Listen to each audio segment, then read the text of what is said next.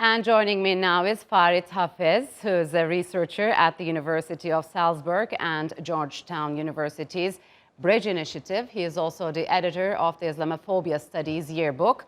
And by Cigdem Nas, who is an associate professor at Yildiz Technical University, who specializes on the EU.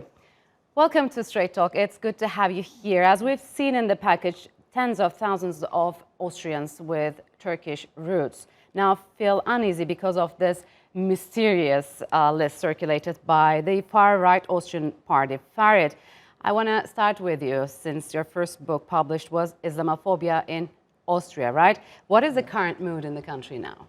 Well, I think it has worsened, definitely. I mean, if I remember back in the days, 2009, when I first published this book, you know, when you speak about politics, it's still, at that time, it was the far right that was mainly the major force of Islamophobia in the political space. Mm-hmm. Today, that has changed completely. I mean, not only that the centrist right political party at the moment under the leadership of Sebastian Kurz is, I would say, one of the driving forces of anti-Muslim legislation in Austria. Also, if you look to the other opposition parties, even on the left side, which supposedly should be much more anti-racist, they are buying a lot into these narratives. Why? Well, I think there is a fear. People are not brave enough to stand for certain positions, and I think there is a hegemony of anti-Muslim discourses. So the question is like, will you win or lose voters? And I think the current calculation on behalf of so many political parties is you can only lose by supporting the Muslims' rights for religious freedom. So that's why they are not doing it. They've been part of this community and country for half a century, let's Well, say. absolutely, but on the other side, or at the same time, they have been part of the working class poor, right? So they are not really represented in the parliaments, etc. They don't have really a voice that is heard by so many. So they can be ignored much easier. Yeah. So Cigdem, on the EU side, what should be done to tackle with this Islamophobia problem? More security measures for places of worship for Muslims, let's say, or the judicial and political recognition by the EU institutions of Islamophobia as racism?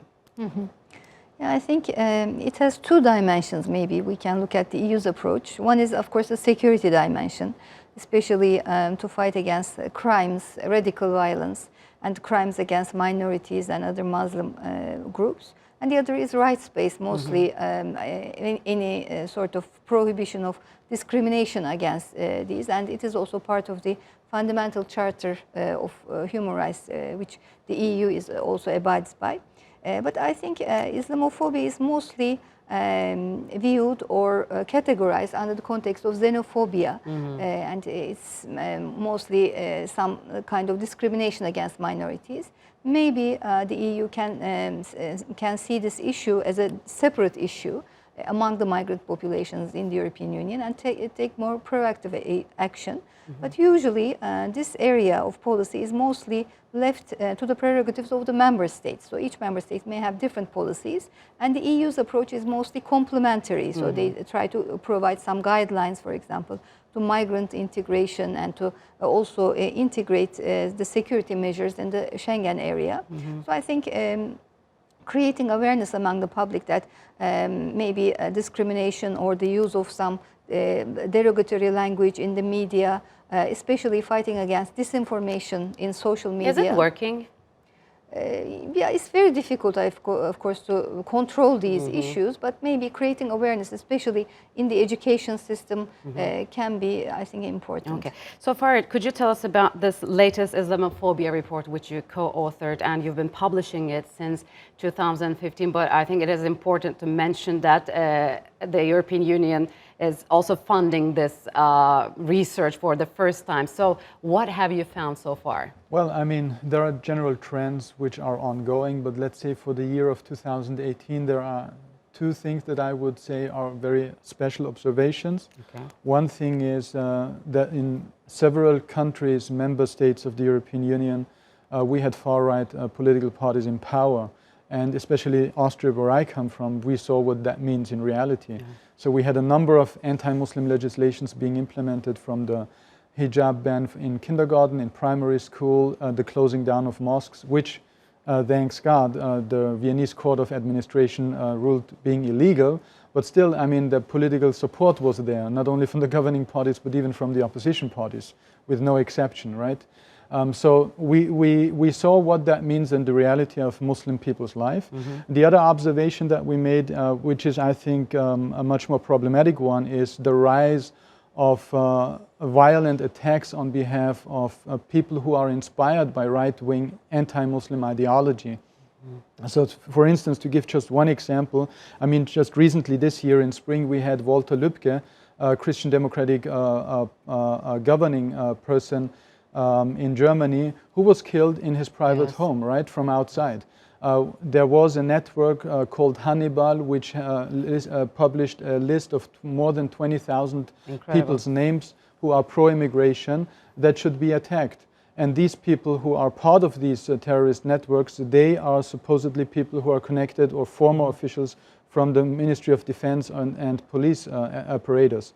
So that's a dangerous thing we are not only seeing in Germany, in Sweden, in France, in many countries. Obviously, the public discourse is not so much there. So what do you suggest should be done? Well, what has to be done, I think, and I think also European politicians will realize that the mainstreaming of this anti-Muslim ideology, which is part of a larger racist worldview, that has to be tackled, right? So if we let it go like that, and it becomes so normal, and we see, I mean, there are many polls asking people, like recently at the University of Salzburg, a sociologist, a colleague of mine did a poll where he saw like an increasing number of people, a majority of 80% would like to observe Muslim institutions. So where does this come from? That comes from the political discourse. It does not come from the mind of the people that they would just invent such an initiative. No, it is from a political discourse. And I think here...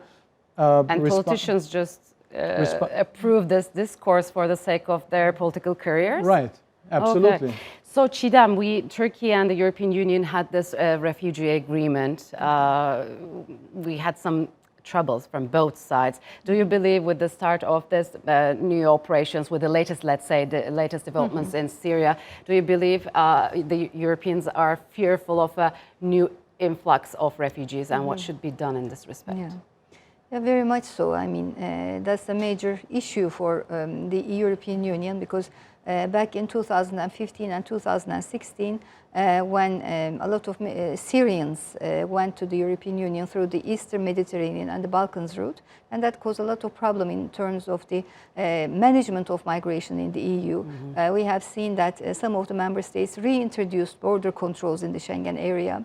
In Germany, for example, which was maybe the country that received the largest number of Syrians in the EU, it triggered the rise of the Alternative für Deutschland. It created a lot of political problems for the Chancellor Merkel. So I think they want to avoid it at all costs. And of course, they depend on Turkey actually to prevent any sort of irregular migration from Syria and other countries in the East to the European Union.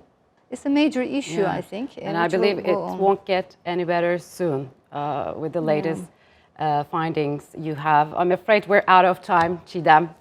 Thank you very much for joining me on Straight Talk. Thank you. Thank you.